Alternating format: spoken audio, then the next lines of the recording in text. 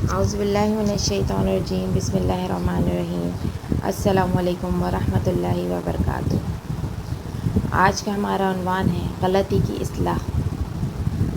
انسان خطاؤں کا پتلا ہے اور اس سے غلطیاں سرزد ہو جاتی ہیں، لیکن بنیادی بات جو اس غلطی کے اندر ہے وہ یہ ہے کہ غلطی کرنے کے بعد انسان اس پر ڈھیڑ بن کر، ضدی بن کر ڈٹا نہ رہے، جمع نہ رہے، بلکہ اس غلطی کا جائزہ لے اور جائزہ لینے کے بعد اس غلطی کی اصلاح کرے۔ صحابہ کرام رضی اللہ تعالیٰ عنہ کی زندگیاں ہمارے لیے مشعل راہ ہیں۔ غلطیاں ان سے بھی کبھی سرزد ہو جاتی تھیں، لیکن جب ان سے غلطیاں سرزد ہو جاتی تھیں تو وہ نہ صرف اس معاملے کا جائزہ لیتے تھے، جائزہ لینے کے بعد اس غلطی کی اصلاح بھی کیا کرتے تھے۔ آئیے ایسے ہی ایک واقعہ آج ہم آپ کے ساتھ شیئر کرتے ہیں۔ خلیفہ ثانی حضرت عمر فاروق رضی اللہ تعالیٰ عنہ کے زمانے میں مسلمانوں اور ایرانیوں کا آپس میں جو ہے وہ تصادم ہوا۔ آپ کو پتہ ہے کہ اس وقت دو ہی سپر پاورز تھیں، ایک روم اور ایک فارس، جو حضرت عمر فاروق کے زمانے میں دونوں ہی جو ہے اللہ کی قدرت سے، اللہ کے حکم سے مسلمانوں کے قبضے میں آ گئی تھیں۔ ان دونوں سپر پاورز کے ساتھ بہت ساری جنگیں ہوئیں۔ اسی میں سے ایک جنگ کا واقعہ جو ہے آپ کے ساتھ آج شیئر کر رہی ہوں کہ ایرانی اور مسلمانوں کے درمیان ایک جنگ ہوئی اور ابتدا میں ایرانیوں کو جو ہے وہ شکست ہوئی۔ اس کے نتیجے میں ایرانی جو تھے وہ گھبرا اٹھے، اس کے حالانکہ وہ سپر پاورز تھے، سپر پاور ہونے کے باوجود وہ گھبرا گئے۔ اس وقت ایران کا جو وزیر اعظم تھا اس کا نام رستم تھا۔ اس نے اپنی فوجیوں کو جمع کر کے مشورہ کیا کہ عربوں کی پیش قدمی کو روکنے کے لیے کس ایرانی بہادر کو مقرر کیا جائے۔ سب نے بہمن جادویہ کا نام لیا۔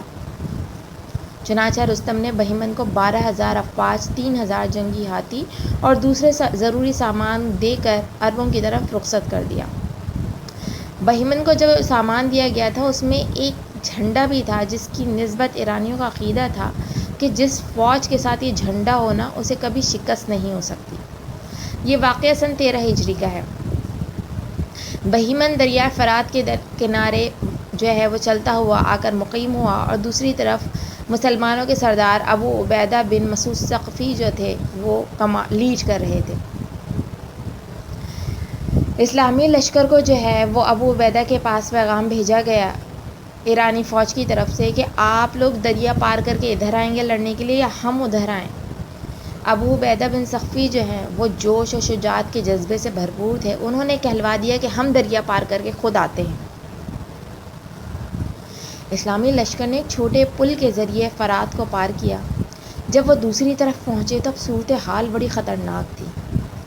وہ یہ تھی کہ پیچھے کی طرف تو ظاہر سی بات ہے مسلمان دریا کراس کر کر آئے، تو پیچھے دریا کا بڑا چوڑا حصہ تھا جو وسیع جنگی نقل و حرکت کے لیے جو ہے وہ بہت رکاوٹ تھا۔ ظاہر سی بات ہے ایک بیریئر بن گیا تھا نا، وہاں سے سامان کو ادھر پہنچانا، جنگ کے لیے امداد پرووائڈ کرنا بہت مشکل کام تھا۔ اور دوسری طرف جو ہے سامنے ایرانیوں کا لشکر موجود تھا، جس کے آگے ہاتھی جو تھے، جنگی ہاتھی، وہ سب باندھے کھڑے ہوئے تھے اور ان ہاتھیوں پر تیر انداز بھی جو ہے ایرانیوں نے بٹھائے ہوئے تھے۔ ایرانی جو ہے وہ جنگ میں ہاتھیوں کا استعمال کرتے تھے۔ اب جو ہے مسلمان اس وقت گھوڑوں پر تھے اور ان کے گھوڑوں نے کبھی ہاتھیوں کو نہیں دیکھا تھا۔ چنانچہ ان کے گھوڑوں نے جب ہاتھیوں کو اپنے سامنے دیکھا تو وہ بدکنے لگے۔ مسلمانوں نے جب دیکھا کہ ان کے گھوڑے ان کے قابو سے باہر ہو رہے ہیں تو گھوڑوں سے کود کر زمین پر آ گئے اور وہ پیدل لڑنے لگے۔ مگر یہ چیز جو ہے وہ مزید خطرناک ثابت ہوئی۔ ہاتھیوں نے جب آگے بڑھ کر مسلمانوں کی صفوں پر حملہ کیا تو انہیں کچلنا شروع کر دیا اپنے پیروں کے نیچے، تو مسلمانوں کی صفیں درم بھرم ہونے لگیں۔ اس خونی معرکے کی تفصیل تو بہت لمبی ہے۔ خلاصہ یہ کہ مسلمانوں کے کئی سردار اور خود ابو عبید مسعود ثقفی جو تھے نا، وہ ہاتھیوں کے پیروں کے نیچے کچل کر شہید ہو گئے۔ مسلمانوں نے پیچھے ہٹنا چاہا تو اب ان کے لیے پیچھے ہٹنے کا راستہ بھی نہیں تھا، کیونکہ پیچھے دریا حائل تھا۔ چنانچہ بہت سے مسلمان تو دریا کے اندر جو ہے وہ غرق ہو گئے۔ مسلم فوجیوں کی تعداد اس وقت 9,000 تھی اور اس جنگ میں جو ہے اس میں سے 6,000 افراد شہید ہو چکے تھے۔ اب مسلمانوں کے پاس تھوڑی بہت بچی کچی فوج جو تھی وہ دریائے فرات کے دوسری طرف بڑی بامشکل وہ پہنچے۔ اب آپ دیکھیے کہ اس صورتحال میں جو مسلمانوں سے غلطی ہوئی کہ جو دریا کراس کر کے وہ اس طرف گئے،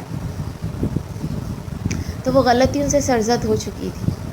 اب وہ اس پورے معاملے پر ماتم کرنے کے بجائے، چیخنے چلانے کے بجائے، سوگ منانے کے بجائے، جیسا کہ عموماً ہم آج کے زمانے میں کرتے ہیں، ہم تمام مسلمانوں کو یہی وتیرہ ہے کہ جب ہم سے کوئی غلطی ہو جاتی ہے تو ہم اس پر رونا پیٹنا ڈال دیتے ہیں، شور ہنگامہ مچانا شروع کر دیتے ہیں کہ ہمارے ساتھ یہ ہو گیا، یہ ہو گیا، یہ ہو گیا۔ انہوں نے اس کے برعکس، ان صحابہ کرام نے اس کے برعکس معاملہ کیا۔ انہوں نے پورے معاملے پر نظر ثانی کی اور اس کا اعتراف کیا کہ دریا کے اس پار میدان جنگ میں جا کر انہوں نے بہت بڑی غلطی کی ہے۔ اب انہوں نے اس غلطی کی اصلاح کی۔ کیسے اصلاح کی کہ اب ایک طرف مسلمان فوج مزید جو ہے پھر انہوں نے تیاریاں شروع کی، جمع ہونا شروع ہو گئے۔ دوسری طرف ایرانیوں کا اب دوسرا سردار تھا، وہ مہران ہمدانی تھا۔ وہ سالار جنگ بن کر بہت بڑی فوج لے کر جو ہے دوبارہ مسلمانوں سے لڑنے کے لیے آیا اور پیغام بھیجا کہ تم دریا فرات کے پار کر کر آتے ہوئے ہم اس طرف آئیں۔ اس بار مسلمان سرداروں نے غلطی نہیں کی جو پہلی بار ان سے ہو گئی تھی۔ انہوں نے کہا کہ تم ہی فرات کو عبور کر کے ہماری طرف آؤ۔ اب ایسے ہی ہوا اور دونوں فوجوں میں جب لڑائی ہوئی تو معاملہ برعکس ہوا۔ ایرانی فوج کے پیچھے دریا تھا اور سامنے اسلامی لشکر۔ اس طرح میدان جو تھا وہ ایرانیوں کے خلاف ہو گیا، میدان جنگ، اور مسلمانوں کے موافق ہو گیا۔ ایرانی فوج نے حزب صادق بڑے زبردست حملے کیا، انہوں نے اپنے ہاتھیوں کا بھی استعمال کیا، مگر اس کے باوجود انہیں شکست کا سامنا کرنا پڑا۔ اسلام کے سپہ سالار مثنہ ابن حارثہ جو نے انہوں نے کیا کیا، دریا کے اوپر جو لکڑی کا پل تھا نا جس سے ایرانی واپس بھاگ سکتے تھے، انہوں نے وہ بھی توڑوا دیا۔ چنانچہ ایرانی فوج جب پیچھے کی طرف بھاگے تو ان کے پاس کوئی راستہ نہیں تھا کہ یا تو وہ مسلمانوں کی تلوار سے کٹیں یا دریا کی موجوں میں غرق ہو جائیں۔ ابن خلدون کی روایت کے مطابق ایرانی لشکر کے تقریباً 1,00,000 آدمی مقتول ہوئے اور دوسری طرف مسلمانوں کی جو لشکر تھا اس میں سے صرف اس جنگ میں 100 افراد شہید ہوئے، اور یہ واقعہ رمضان سن 13 ہجری کا ہے۔ تو کہنے کا مقصد یہ ہے اس واقعے سے کہ ہمیں کیا سبق ملتا ہے؟ اس واقعے سے ہمیں یہ سبق ملتا ہے کہ غلطی کرنا انسان کی فطرت میں شامل ہے۔ انسان سے غلطیاں سرزد ہو جاتی ہیں، کبھی وہ معاملات کو صحیح وقت کے اوپر جو ہے وہ بھانپ نہیں پاتا، لیکن اگر اس سے غلط فیصلہ ہو بھی جائے تو ایک مسلمان کی شان یہ ہے کہ وہ فوری طور پر اپنی اس غلطی سے رجوع کرے، اللہ کے حضور توبہ استغفار کرے اور ایسی حکمتی عملی اختیار کرے جس کے نتیجے میں وہ اپنے ان غلطیوں کو سدھار سکے۔ تبھی معاشرے کے اندر جو ہے بدلاؤ آتا ہے، تبدیلی آتی ہے، اسے ایک مثبت رویہ معاشرے کے اندر دیکھنے ملتا ہے۔ لیکن اگر ہم بجائے اس کے صحابہ کرام کے طرز عمل پر چلنے کے، ہم اگر ان غلطیوں پر رونا پیٹنا شروع کر دیں اور ہم یہ سمجھ لیں کہ جی اب تو غلطی ہو گئی اور اب اس کی اصلاح نہیں ہو سکتی، تو معاملہ اس کا بالکل برعکس ہوگا۔